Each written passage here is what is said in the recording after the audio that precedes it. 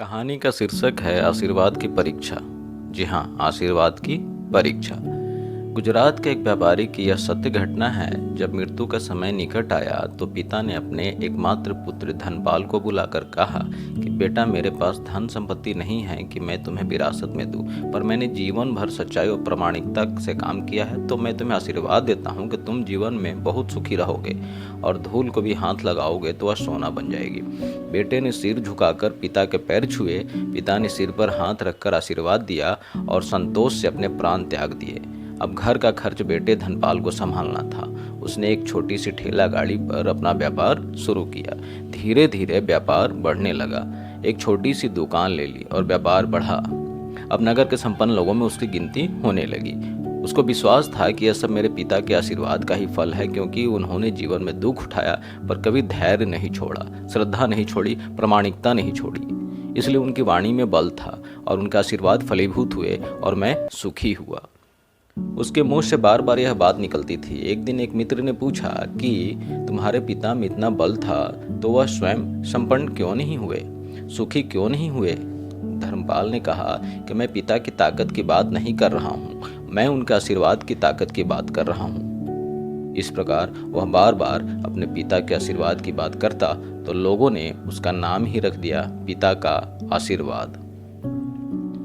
धनपाल को इसे बुरा नहीं लगता। वह कहता कि मैं अपने पिता के आशीर्वाद के काबिल निकलूं, यही चाहता हूं और चाहता था।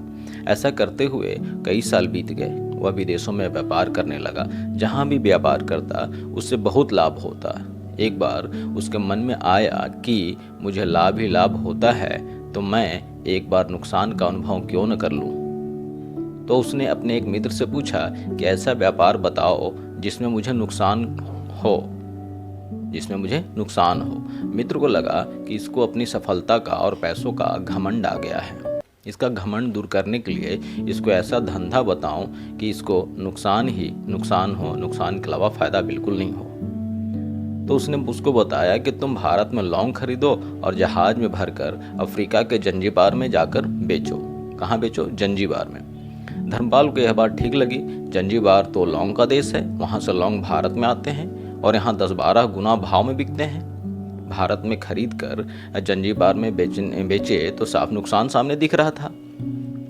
परंतु धर्मपाल ने तय किया कि मैं भारत में लौंग खरीद कर जंजीबार खुद लेकर जाऊंगा, देखूं कि पिता के आशीर्वाद कितना साथ देते हैं।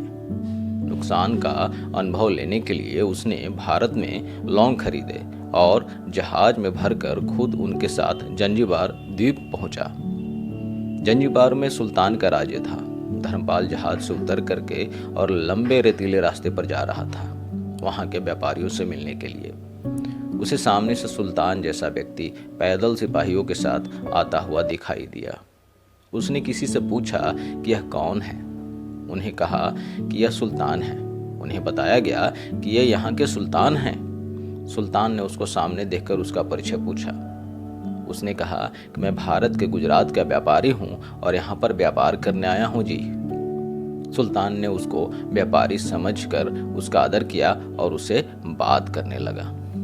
धर्मपाल ने देखा कि सुल्तान के साथ सैकड़ों सिपाही हैं, परंतु उनके हाथ में तलवार, बंदूक आदि कुछ भी न होकर बड़ी बड़ी छलनियां हैं। उसको आश्चर्य हुआ। उसने विनम्रतापूर्वक सुल्तान से पूछा कि आपके सैनिक इतनी छलनी लेकर के क्यों जा रहे हैं? सुल्तान ने हंस कर के कहा कि बात यह है कि आज सवेरे मैं समुद्र तट पर घूमने आया था, तब मेरी उंगली में से एक अंगूठी यहीं कहीं निकल कर गिर गई। अब रेत में अंगूठी कहाँ गिरी पता नहीं, तो इसलिए मैं इन सैनिकों को साथ लेकर आया हूँ। यह रेत छानकर मेरी अंगूठी उसमें से तलाश करेंगे। धर्मपाल ने कहा अंगूठी बहुत महंगी होगी। सुल्तान ने कहा अरे नहीं नहीं नहीं, उससे बहुत अधिक कीमत वाली अनगिनत अंगूठी मेरे पास है, पर वह अंगूठी एक फकीर का आशीर्वाद है। मैं मानता हूँ कि मेरी सल्तनत इतनी मजबूत और सुखी उस फकीर के आशीर्वाद से ही है, इसलिए मेरे मन में उस अंगूठी का मूल्य सल्तनत से भी ज्यादा है। इतना कह करके सुल्तान ने फिर पूछा कि बोलो सेठ, आप क्या माल लेकर यहाँ आए हो, क्या बेचने आए हो? धर्मपाल ने कहा कि लौंग। सुल्तान, मैं लौंग लेकर आया हूँ। सुल्तान के आश्चर्य का ठिकाना नहीं रहा यह सुनते हुए। यह तो लौंग का ही देश है सेठ, यहाँ लौंग बेचने आए हो? किसने आपको ऐसी सलाह दी? जरूर वह कोई आपका दुश्मन होगा। यहाँ तो एक पैसे में मुट्ठी भर लौंग मिलते हैं। यहाँ लौंग को कौन खरीदेगा भला? और तुम क्या कमाओगे यहाँ? धर्मपाल ने कहा कि मुझे यही देखना है कि यहाँ भी मुनाफा होता है या नहीं। मेरे पिता के आशीर्वाद से आज तक मैंने जो भी धंधा किया उसमें मुनाफा ही मुनाफा हुआ। तो अब मैं देखना चाहता हूँ सुल्तान कि उनके आशीर्वाद में यहाँ फलते हैं या नहीं, फलीभूत होते हैं या नहीं। सुल्तान ने पूछा कि पिता का आशीर्वाद, इसका क्या मतलब? धर्मपाल ने कहा कि मेरे पिता सारा जीवन ईमानदारी और प्रामाणिकता से काम करते रहे परंतु धन नहीं कमा सके। उन्होंने मरते समय मुझे भगवान का नाम लेकर मेरे सिर पर हाथ रखकर आशीर्वाद दिए थे कि तेरे हाथ में धूल भी सोना बन जाएगी। ऐसा बोलते बोलते धर्मपाल नीचे झुका और जमीन की रेत से एक मुट्ठी भरी और सम्राट सुल्तान के सामने मुट्ठी खोलकर अंगुलियों के बीच में से नीचे रेत गिराई। तो धर्मपाल और सुल्तान दोनों का आश्चर्य का पार नहीं रहा। उसके हाथ में एक हीरे जड़ित अंगूठी थी।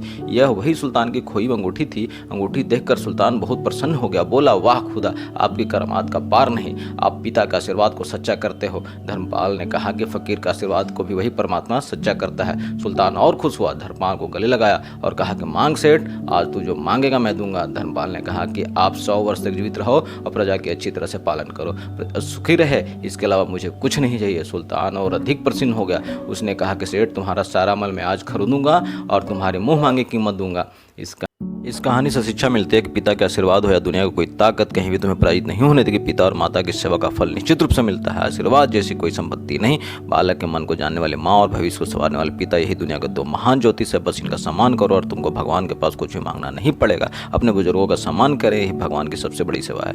कहानी अच्छी लगी दोस्तों तो चैनल को सब्सक्राइब और वीडियो को लाइक जरूर कर दें। और अगर कहानी अच्छी लगी तो कमेंट बॉक्स में जरूर इसके बारे में अपनी टिप्पणी कमेंट जरूर करें। धन्यवाद।